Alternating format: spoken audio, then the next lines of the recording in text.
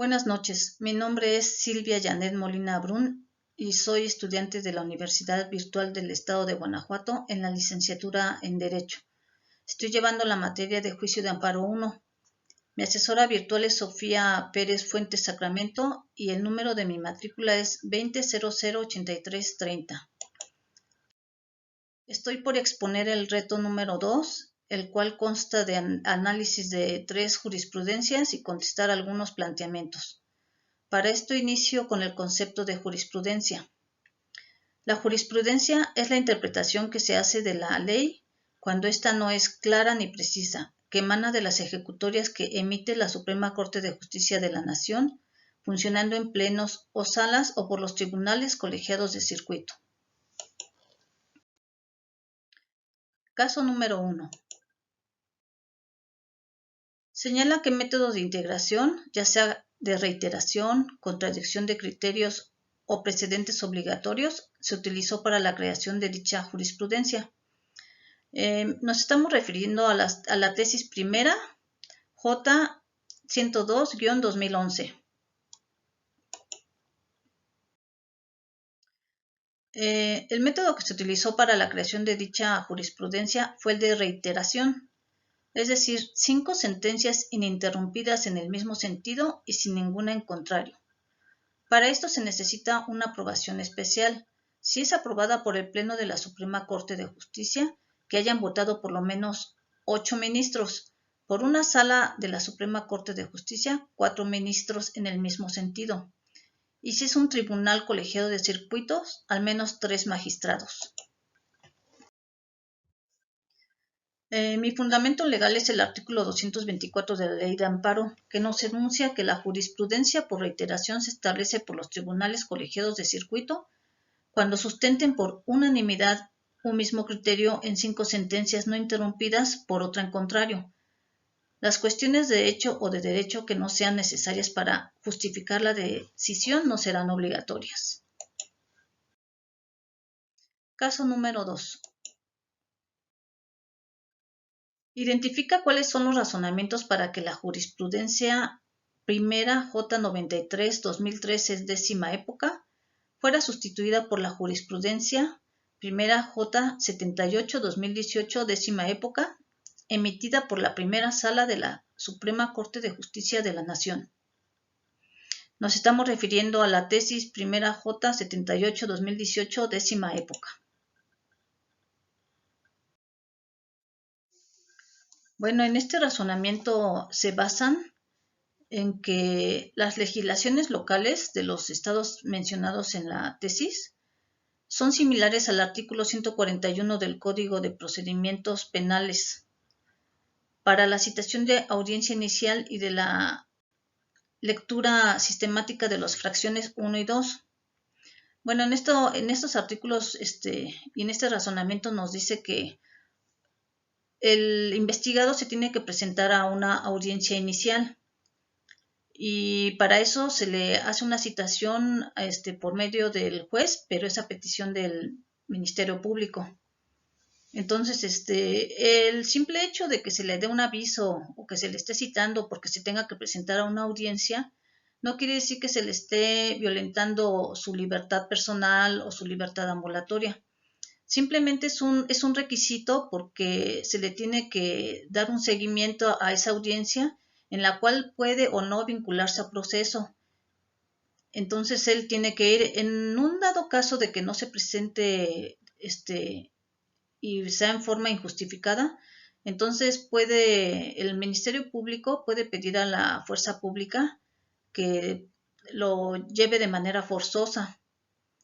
Pero aún así esto no implica el que se le estén violentando sus derechos humanos.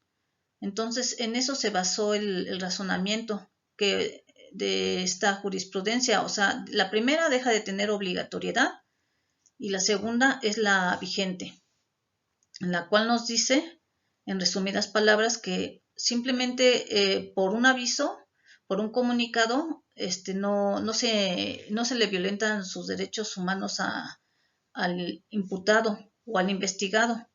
Simplemente es un aviso y que está fuera de un juicio. Caso número 3. En el caso 3 me dice que les diga en qué época fue cada caso que se está exponiendo. En el primer caso, o sea, en la tesis 102-2011, pues fue de la novena época. En el caso número 2, que es la 78-2018, es en la 10ª época. En el caso número 3, que es la tesis J145-2000, fue en la 9ª época. Cada época tiene su rango de fechas. En el caso número 3 señala para qué autoridades es obligatoria la aplicación de dicha jurisprudencia.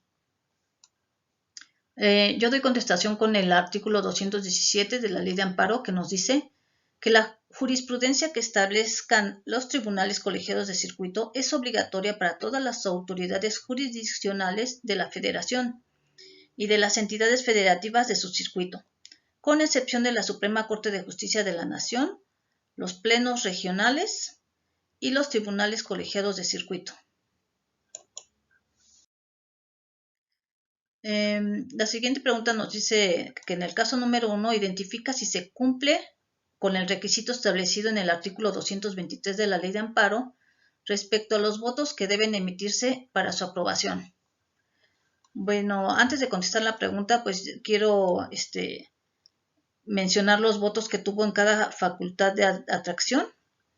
Y aquí nos daremos cuenta si se cumple. En la facultad de atracción 10.000-2007 tuvo 4 votos. En la Facultad de Atracción 78-2010 tuvo también 4 votos. En la Facultad de Atracción 120-2010 tuvo 4 votos. En la Facultad de Atracción 168-2010 tuvo igualmente 4 votos. Y en la última, que fue la Facultad de Atracción 13-2011, tuvo 5 votos. Entonces, aquí podemos ver que se cumple porque nos habla de 5 sesiones ininterrumpidas en el mismo sentido y sin ninguna en contra. Entonces, aquí son 5, son ininterrumpidas y todos tienen los votos que deben de tener y sin ninguna en contra.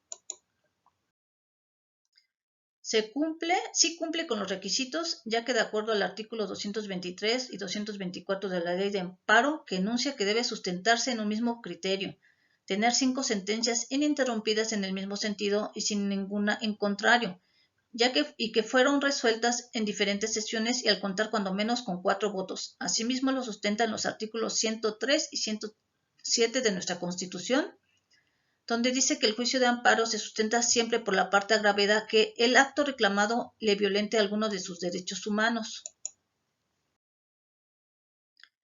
Conclusión. Bueno, en conclusión, tomo en cuenta que la jurisprudencia es la interpretación que se hace de la ley y la cual es obligatoria. Pues la jurisprudencia la emite el Pleno de la Suprema Corte de Justicia de la Nación, ya sea funcionando en pleno, funcionando en salas o los tribunales colegiados de circuito. Su fundamento se encuentra en el artículo 94, párrafo octavo y onceavo y artículo 107, numeral 2, párrafo 3 y numeral 13, párrafo 1 y 4 de la Constitución Política de los Estados Unidos Mexicanos, y a su vez existen diversas formas de creación de jurisprudencias, que son por reiteración de criterios, por contradicción de tesis y por sustitución. Cabe mencionar que las tesis aisladas son razonamientos de una interpretación de la ley realizada por los tribunales facultados, sin que tengan carácter de obligatorio, a diferencia de la jurisprudencia, que sí es obligatoria.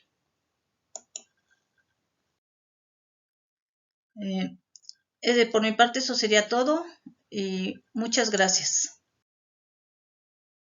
Gracias.